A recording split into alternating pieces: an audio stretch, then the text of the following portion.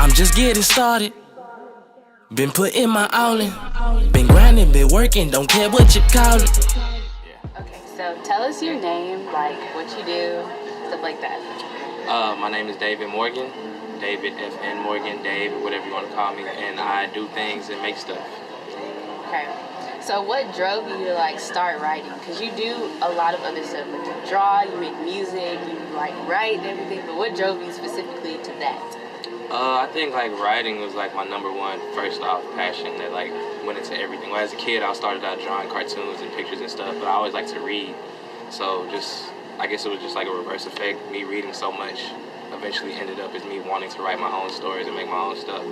And my senior year in high school, I started taking my writing like real serious, I guess, and posting stuff on MySpace or whatever, and people liked it. And the fact that they liked it made me want to do it more. And from there, people said I should try rapping, and I tried rapping, and I was actually kind of good at it. And yeah, it's been taking off from there. Okay. So what do you do when you write? Like, what's your mindset or the setting? Like, is there a specific type of music you have to listen to get you like in that mood to write? If I'm writing a song, of course, I need like an instrumental or something like in the background. But if I'm writing something for myself, I need to be like completely quiet because I can't even really read with music or like any kind of noise. So I just need to be completely silent. From there, I just think. I probably just look at the page for like 30 minutes. But eventually, I just start writing. But I just need to be sitting in silence. There's nothing specific that I do though. Probably like light 2 candles or something. Okay. Tell us what made you write the 3 books, Light, Love, and Life, and why in that like specific order? Alright, well, Light, the first one started off as 2014, like that year was like probably the darkest, worst year, second worst year ever. So I really needed something to like guide myself out of the darkness, a light in a sense, you know. And I was always writing a lot. But I never had like a collective like project like that, so I figured I'd put something together that people can actually like buy and look through, and just so I could have it myself. And that happened in 2014, and from there it had a better response than I expected. So I figured I wanted to do something for Valentine's Day. I was writing love poems anyway. I didn't have a girlfriend or anything, but I was always writing love poems, and I needed some way to put them out to share them, so I put it in a book, and people like that as well. And then with those 2, I wanted the 3rd one just to close off the series, and I feel like light and love are like the 2 things that really like make life what it is, and that's why the 3rd one's called Life. Yeah. Okay. So like, how does your editing process work? Because I know the first thing you write down isn't just like that's it. You know what I'm saying? So how does that work? A lot of times for me, the first thing I do write is kind of like that's it. Boom. So that's something I need to work on though, because I know it can always be a lot better, but most of the time, whatever I come with first is like what I'm like, okay, yeah. But I'll probably put all my stuff together, and then I'll see how it flows, and if it doesn't flow correctly, I'll take something out. Or if I see some words I need to change, I'll change that. But for the most part, it's different every time. There's no like specific editing process. Okay. So I'm kind of a creeper. So like on your Snapchat and stuff, like I'll see different sketches and stuff like that. Are you ever like gonna plan on selling those, like just, or do you want to keep them like for kids? I'm actually like working on a children's book now. Boom. Like after this, now that I've completed this 3-book series, I want to do a kids book next, because I used to work with kids at an after school program, and I used to mentor kids at the high school and stuff like that. And the books that they have are kind of like the books we used to have, and like the pages are all ripped out. It's the same old Dr. Seuss, but like they need new stories, so I want to do, that's what I want to go into next.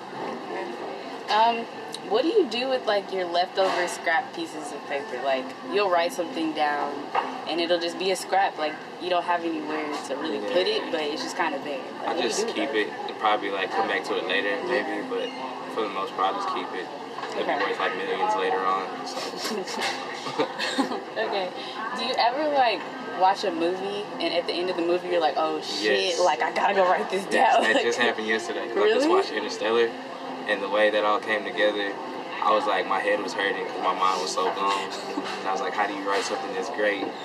And I was definitely inspired. I stayed up till like 4 o'clock just like crying because it was so great. And yeah, that just happened. So whatever I come with next is going to be pretty tight. Shout out to Interstellar. That movie's great. go watch that movie. It's long. It might take like 2 days, but it's worth it. Yeah, I was about to say, do you have like a specific type of movie you like to watch? Like a action movie or something like that? Nah, I just like it to like just be good, to look good, and the writing to be well. Like I really like Wes Anderson movies, those are tight. But I finished all of those, so now I just like watching random stuff. But Interstellar, go watch that. They need to pay me because I'm endorsing that movie everywhere I go. My mind was so blown. One of the greatest movies. Okay, no. That movie was so great. Okay. That movie was great. It's great? Yeah, it was It's great. a great movie? Okay. So my next question is, how difficult was it for you to break into the literature scene? Like, I don't even know if there's like a literature scene, technically. I don't really like the word scene. I just Gotcha. like be doing stuff. Like I just do things and like just make stuff and people like it, they like it. But I was always writing and just like putting out a whole bunch of like stuff on Tumblr and Facebook and MySpace, but it was never like a concise like project.